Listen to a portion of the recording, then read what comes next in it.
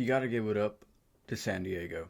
See, this is a team that has consistently tried to win and tried to build up a winner while at the same time consistently failing. Tatis Jr. is my favorite player in the game. I want to see San Diego do well.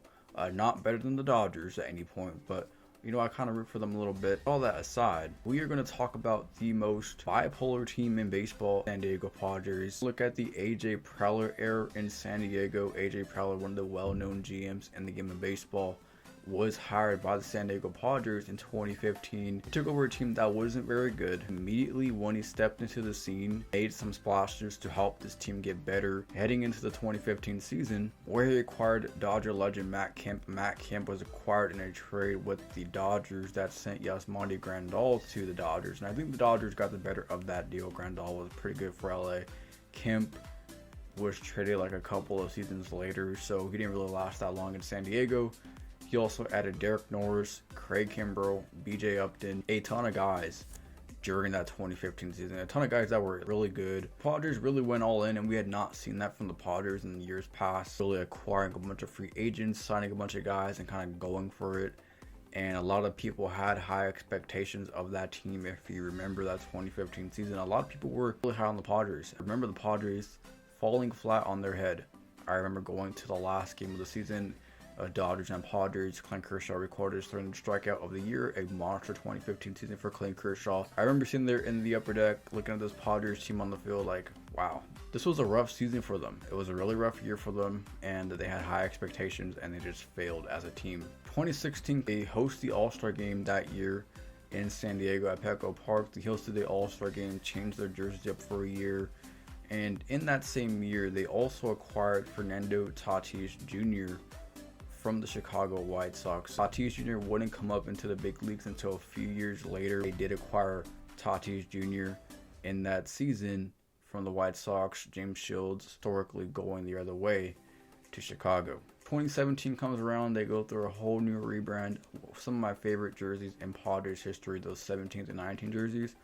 I know I'm on the island with that, but I love those uniforms. It was a great rebrand in my opinion. Eric Hosmer was one of the top free agents during that 2017 offseason. Off a World Series in a couple of years before that. Eric Hosmer signed a long-term deal with the Padres. Again, something that we'd never seen in a long time.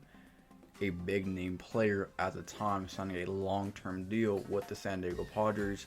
We did not see that for a very long time at all.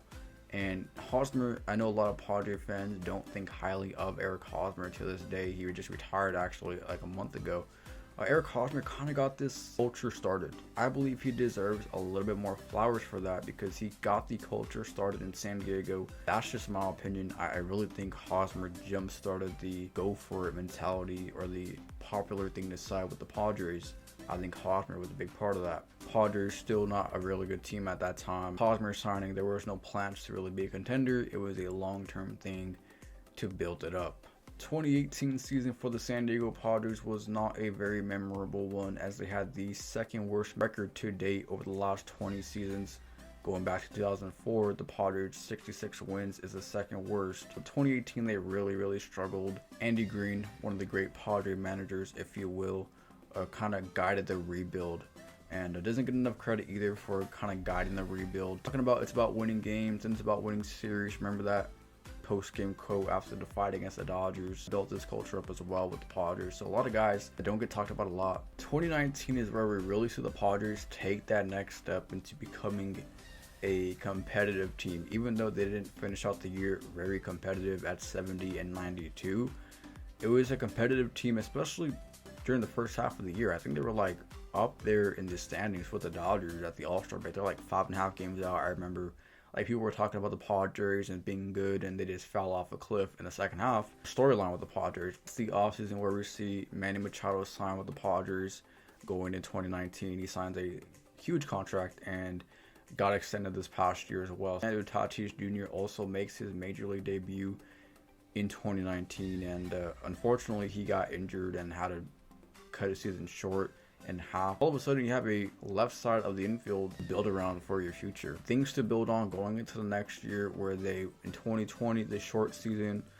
change uniforms again, a rebrand to the brown and gold, a phenomenal run during the 60 games, Slam Diego is born during the 2020 season, all the way to the postseason. They make the postseason for the first time since 2006, and they fall in the LDS to the Dodgers after winning the wildcard round against the St. Louis Cardinals. 2021 comes around, and once again they have an amazing first half, right up there with the Dodgers, competing for the playoffs.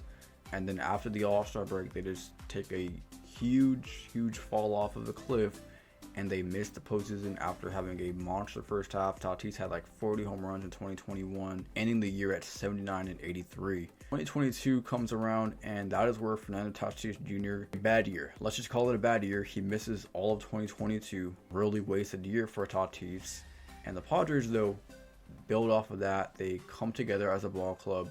After trading for Juan Soto at the deadline, Josh Hader took him all the way to the LCS, defeating the Dodgers en route. The Dodgers, who won 111 games, the Padres took them out in the LDS, and they eventually fell to the Phillies in the LCS. Had a really good run, and there was so much optimism in San Diego. 2023 is here. San Diego goes out and signs Xander Bogaerts. Xander Bogaerts, a free agent for the Red Sox, the shortstop from the Red Sox, moving Tatis to the outfield, where Tatis will return in 2023. He returned, had a pretty good year. Bogaerts played shortstop, had an okay year. Machado was up and down, had some injuries he dealt with. Juan Soto was fine, not quite MVP level, but with all that being said, the big four of Tatis, Bogaerts, Machado, and Soto did not succeed.